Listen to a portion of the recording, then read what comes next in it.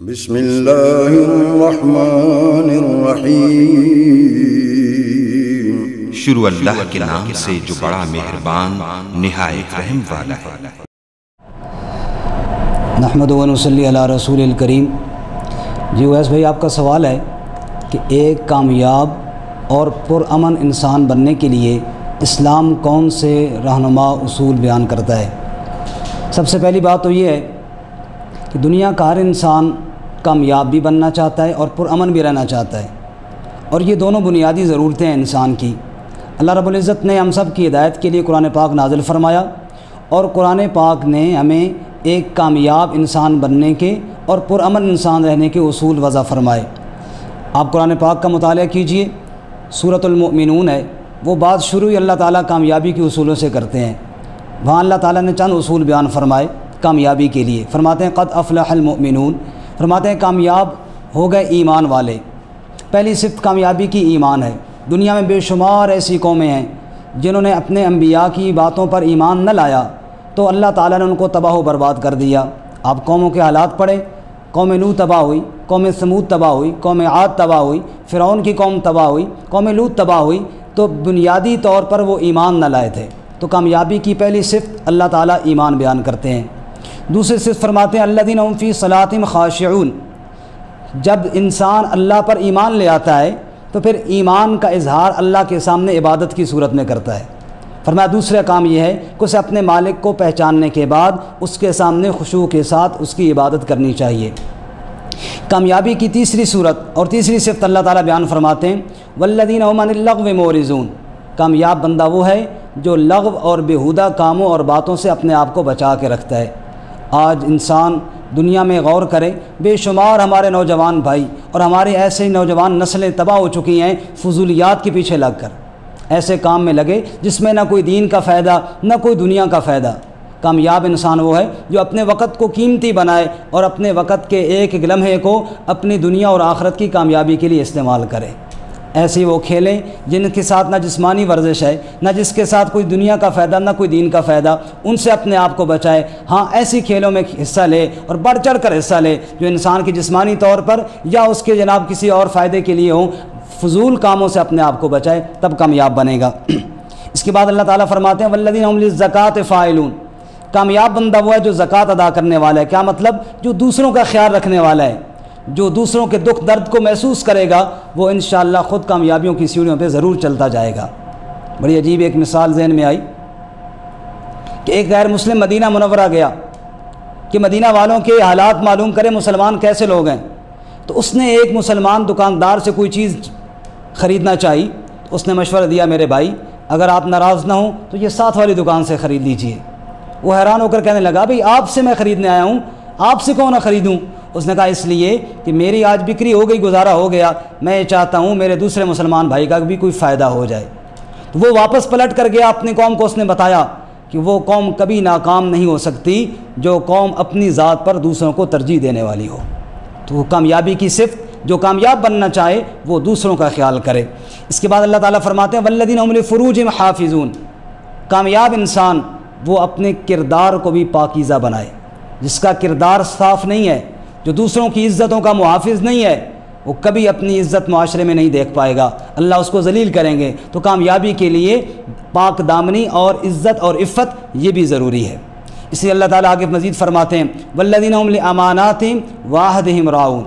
وہ امانتوں کی پاسداری کرنے والے ہیں۔ کامیاب انسان وہ ہوتا ہے جو امانت اس کو سونپی جائے وہ اس کی حفاظت کرنے والا محافظ ہوتا ہے۔ آج ہمارے پاس یہ ہمارا وجود بھی اللہ کی امانت ہے۔ یہ جو ہمیں وقت ٹائم ملا ہے یہ بھی ہماری امانت ہے۔ ہم کسی دفتر میں کام کرنے کے لیے جاتے ہیں، جو ٹائم ہمیں دیا گیا ہے وہ امانت ہے۔ اگر ہم اس میں وقت پورا نہیں دے رہے تو ہم خیانت کرنے والے ہیں۔ میرے پاس اگر کسی نے کوئی چیز رکھی ہے، بچہ بھیجا ہے پڑھنے کے لیے، میں ایک ٹیچر ہوں، تو وہ بچہ میرے پاس امانت ہے۔ میں اس کی کردار کی، اس کی تربیت کی اور اس کی تعلیم کا پورا خیال نہیں رکھ رہا تو میں امانت میں خیانت کرنے والا ہوں، اور جو امانت میں خیانت کرنے والا ہے وہ کبھی کامیاب نہیں ہو سکتا۔ تو کامیابی کے لیے امانت دار ہونا بھی ضروری ہے۔ وعہدہم راعون۔ اگلی صفت اللہ بیان کرتے ہیں وعدے کی پاسداری ضروری ہے۔ میں آج ایک بات آپ سے کرتا ہوں، کل مکر جاتا ہوں۔ آج ایک بندے سے وعدہ کرتا ہوں کل اس سے ہٹ جاتا ہوں تو میں کبھی کامیاب نہیں ہو سکتا۔ کامیابی کے لیے وعدے کی پاسداری بھی ضروری ہے۔ تو یہ وہ صفات ہیں جن کا تذکرہ خود اللہ تعالیٰ نے کامیابی کے ساتھ کیا، اور بڑی وثوق کے ساتھ اللہ نے فرمایا قد افلح المؤمنون، یقیناً پکی بات ہے کہ جن کے اندر یہ صفات آئیں وہ کامیاب ہو جائیں گے۔ اسی طرح دوسرا آپ کا سوال کا دوسرا حصہ تھا کہ پرامن انسان کیسے بنتا ہے، پرامن معاشرہ کیسے تشکیل پاتا ہے۔ تو جیسے کامیاب انسان کی یہ صفات اللہ نے بیان کی، ایسے ہی پرامن رہنے کے بھی کچھ اصول اللہ تعالیٰ نے وضع فرمائے۔ سورۃ الحجرات 26واں پارہ، جس میں اللہ تعالیٰ نے ایک پرامن معاشرے کے اصول بیان فرمائے ہیں، ان میں پہلا اصول اللہ بیان فرماتے ہیں اذا جاءکم المؤمنون یا ایھا الذین آمنوا، اے ایمان والو، ان جاءکم فاسق بنبأ فتبینوا، اگر تمہارے پاس کوئی خبر آئے تو سب سے پہلا تمہیں حکم یہ ہے کہ تم خوب تحقیق کیا کرو۔ آج ہمارے معاشرے میں بد امنی کی ایک بہت بڑی وجہ یہ ہے، بغیر تحقیق کے کوئی کسی کی بات سنی اور اس پر ایکشن لینا شروع کر دیا، بعد میں پتہ چلا کہ جناب وہ تو یہ مسئلہ ہی نہیں تھا، میرے تک اطلاع ہی غلط پہنچی تھی۔ تو جلد بازی میں جو ہم فیصلے کرتے ہیں یہ معاشرے کا امن تباہ و برباد کر کے رکھ دیتے ہیں۔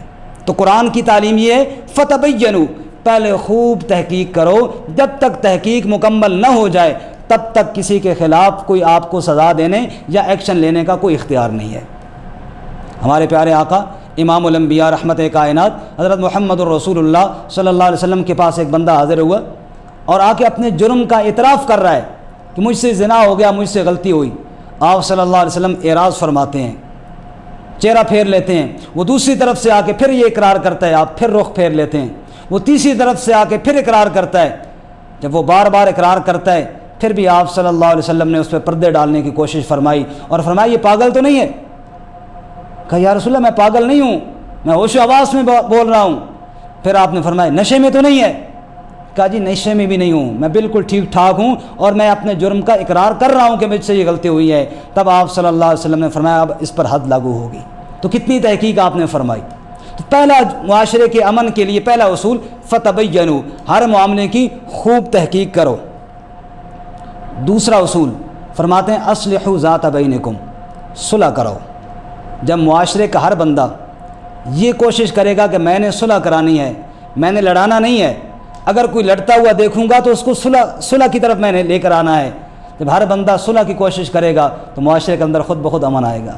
اللہ معاف فرمائے، جب بھڑکانے والے زیادہ ہوں گے، صلح کرانے والے کم ہوں گے تو پھر بدامنی آئے گی۔ تو اللہ نے حکم دیا اصلحوا ذات بینکم وَإِن طَائِفَتَانِ مِنَ الْمُؤْمِنِينَ اقْتَتَلُوا فَأَصْلِحُوا بَيْنَهُمَا، اگر دو جماعتیں اہل ایمان کی لڑ پڑیں ان کے درمیان میں صلح کراؤ۔ تیسرا اصول معاشرے کے امن کے لیے اللہ نے بیان کیا، فرمایا وَأَقْسِطُوا إِنَّ اللَّهَ يُحِبُّ الْمُقْسِطِينَ، کہ اگر باتیں سننے کے بعد فیصلہ کرو تو انصاف کا فیصلہ کرو، اللہ انصاف کرنے والے کو پسند کرتا ہے۔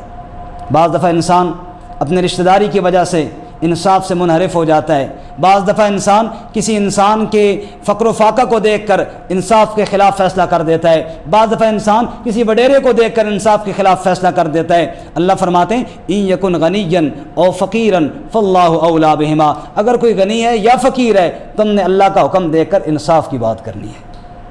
تو انصاف کی بات معاشرے کے امن کا ایک بہت بڑا اصول ہے۔ اس کے بعد اگلا کچھ کاموں سے اللہ نے منع کیا ہے کہ جو بد امنی پھیلانے والے ہیں، ان میں پہلا کام جن سے روکا گیا ہے لا یسخر قوم من قوم، فرمایا کسی کا مذاق مت اڑاؤ۔ جب دوسروں کا مذاق اڑاؤ گے تو کیا ہوگا؟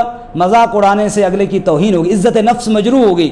جب عزت نفس مجروح ہوگی انتقام کی آگ بھڑک اٹھے گی۔ فرمایا لا یسخر قوم من قوم، کوئی کسی کا مذاق نہ اڑائے۔ اس کے ساتھ فرمایا لا تلمزوا، کسی کو بے عزت نہ کرو۔ دوسروں کی عزت کا جب تم خیال کرو گے تمہاری عزتیں محفوظ رہیں گی۔ لا تنابزوا بالالقاب، کسی کو برے القاب سے مت پکارو، کسی کو کہو او چور، او فاسق، او فاجر، یہ وہ الفاظ ہیں جو بعض دفعہ انسان مذاق کے اندر بھی کہہ دیتا ہے، اگلے کی عزت نفس مجروح ہوتی ہے اور انتقام کی آگ بھڑک اٹھتی ہے، آج نہیں تو کل یہ معاشرہ بد امنی کا شکار ہو جائے گا۔ تو فرماتے ہیں کہ برے القاب کے ساتھ نہ پکارو، دوسروں کو جب بھی پکارو عزت اور احترام کے ناموں سے پکارو۔ اس کے بعد اللہ فرماتے ہیں اجتنبوا کثیرا من الظن، بدگمانی سے بچو۔ اکثر ہمارے ہاں دوسروں کے بارے میں برا جب سوچتے ہیں، اس بری سوچ کی وجہ سے معاشرے کے اندر انتشار پیدا ہوتا ہے اور امن تباہ و برباد ہو جاتا ہے۔ جب میں دوسروں کے بارے میں اچھا سوچوں گا، رسول اللہ صلی اللہ علیہ وسلم نے ارشاد فرمایا مومن کے بارے میں اچھا گمان رکھو۔ جب اچھا گمان رکھوں گا تو اتفاق ہوگا۔ جب ہر بندہ دوسرے کے بارے میں برا سوچے گا تو ضرور لازمی بات ہے لا محالہ انتشار کا شکار ہوں گے۔ اس کے علاوہ اللہ فرماتے ہیں لا تجسسوا، دوسروں کی ٹو اور عیب میں نہ پڑو، فلانا کیا کرتا ہے، فلانا کیا کرتا ہے، تجھے اس سے کیا غرض؟ وہ اس کی ایک ذاتی پرسنل زندگی ہے، اس میں تجھے مداخلت کرنے کی کوئی ضرورت نہیں ہے۔ تم اس کی اچھائیوں کو دیکھ۔ ایک مکھی اڑتے ہوئی آتی ہے، جسم کے جس حصے پر زخم ہوتا ہے اسی زخم پر آ کر بیٹھتی ہے۔ اس مکھی کی طرح تم زخم والی جگہ پہ مت بیٹھو، تم اس کا جو صاف وجود ہے، جو اس کا صاف کردار ہے، اس کو مد نظر رکھ کے اس کی تعریف کرو۔ اور آخری بات اللہ فرماتے ہیں لا یغتب بعضکم بعضا، دوسروں کی غیبت نہ کرو، دوسروں کی پیٹھ پیچھے برائیاں نہ بیان کرو۔ آج نہیں تو کل میں جس کی پیٹھ پیچھے برائیاں بیان کروں گا اس تک میری بات تو پہنچ جائے گی۔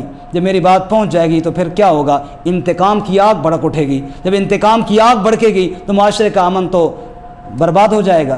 تو یہ وہ اصول ہیں جو اللہ تعالیٰ نے ایک معاشرے کے پرامن رہنے کے لیے بیان فرمائے۔ اللہ ہمیں ان پر عمل کی توفیق عطا فرمائے۔